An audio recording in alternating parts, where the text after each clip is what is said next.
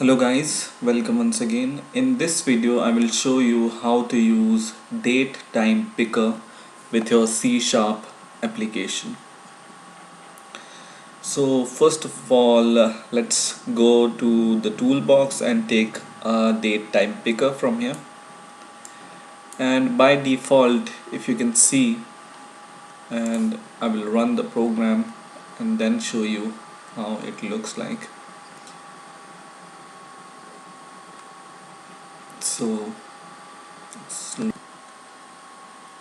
So it's loaded now, and I entered the username and password, and now my second form is open.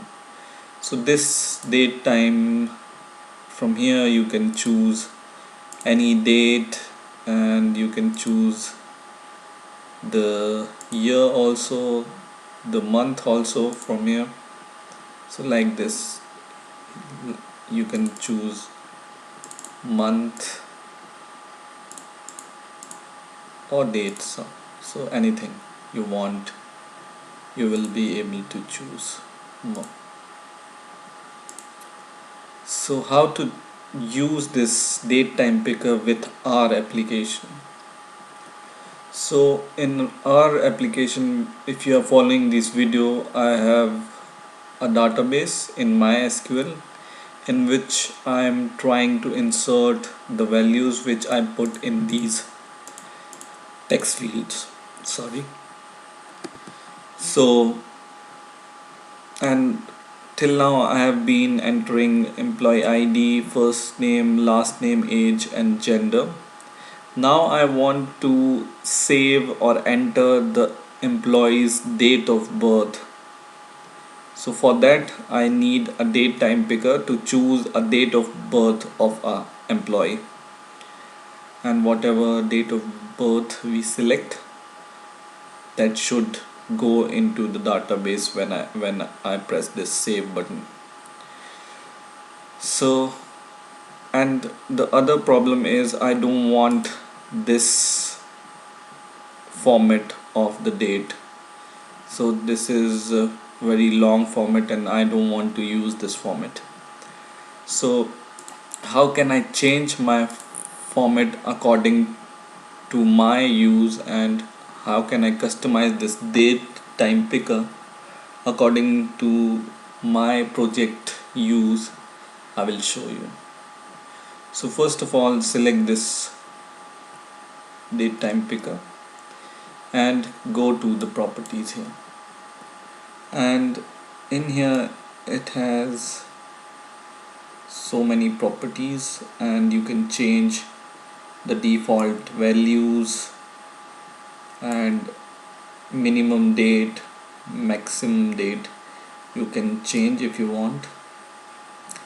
And the most important property which you want to change is this custom format.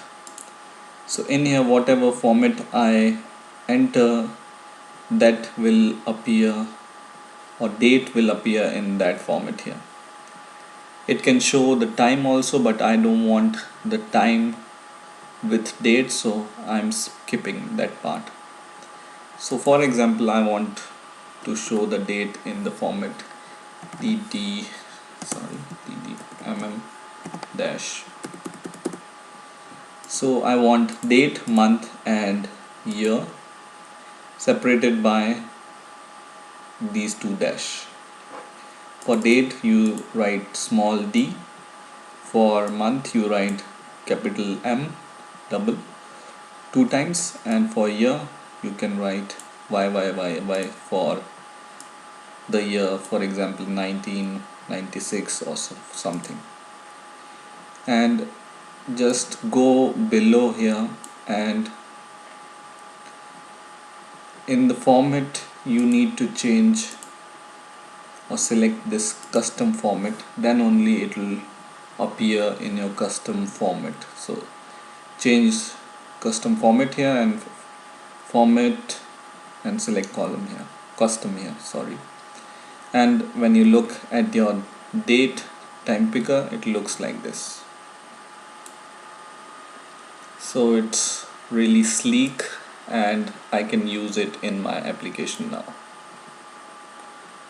So I will also take a label and I will give it a text, like I will change its text as DOB for date of birth. So here I changed the text DOB. So here is my DOB and I can select the date of birth. But the problem is, if you are using MySQL specifically, it takes the date in certain format. So MySQL takes the date in the format first year, then month, and then the day. But our format is not like that, so I need to change that format from here. So I will change it once again. I will select this first and I will change the format from here. So first the year, then the month, and then the day. Okay, so now it looks like this: year, day, a month, and day. So once you do that, you will be able to insert your date into your database. So now the coding part is left. So when I click this save button and when I select some date and some data, it should be saved in my database. So what I have done is I have created a new column called DOB, date of birth, in my database, and here I want to insert the date. Okay, right now everything is null because I just created it. So I want this and all the other fields to be saved. So let's go to our C# application and just double click this save button. This save button code I have shown you in the 6th video. So if you don't remember this code, you can always go to see the 6th video and you know what code I have written here. So in here, till now I am inserting employee ID, name, surname, age, and gender. Now I want to add the date of birth here. So I will change just the query here. I will write insert into database dot table name. This will remain same. I will add one more column for the database. So my column name is DOB. If you can see here, the column name is DOB. So I write DOB there. I added DOB. So insert into database and all the column plus your DOB, and then values, and we are passing all the values from the text boxes. So this was the code which I have shown you in 6th video. So you have added date of birth here, so you need to add the text value from your DateTimePicker in it also. So go to the last here in your query where you are passing the values and give comma, give single quote, double quote, and plus, and in here you will pass the date which you are taking from the DateTimePicker. So I will just select this DateTimePicker and copy its name, which is DateTimePicker, and once again I will go to the save code, and in here in these plus sign I will pass this dot your DateTimePicker name dot text. Okay, so I have taken the date from the DateTimePicker and I am passing into the query. Okay, so in the query I have added here one more column, and in the values bracket I have added the date from DateTimePicker. Okay,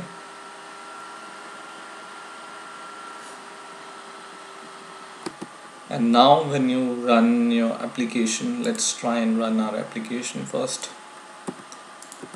Username and password, and now I enter any data. So till now I will see I have, if you can see here, 11 entries, and I will enter the 12th entry. So 12, any name, any surname, and age is 34 for example. He is a male, and his date of birth I will choose from here. So his date of birth is somewhere in the 80s, February 18, so 14 February 1980. And when I select save button, or when I click the save button, my data is saved. I can see the message, and when you see the database, when you refresh this database, you see till now we have 11 entries, and when you refresh this database, we have one more entry, which is our 12th entry, and date is also added into the database. Okay, and in this way you can add the date into the database using C# application and using DateTimePicker. If you enter, or if you change the format, instead of year, day, year, month and date in here, for example you change the format of DateTimePicker to day, month and year, let's see what error we face. Okay, 4 Ys. So it's showing first the date and the month and the year, and now when I run the program, login is correct, and I will enter 13, any name, any surname, age, female, and I select any date of birth from here. And when I click this save button, I get an error saying that incorrect date value here. So MySQL always takes the format first year, then month, then day. So keep in mind that this is just specifically holds true for MySQL database. Okay, so just change it here and you will be good to go. So in this way you can use your DateTimePicker and insert the date into the database. So I hope you have enjoyed this video. Please rate, comment and subscribe, and bye for now.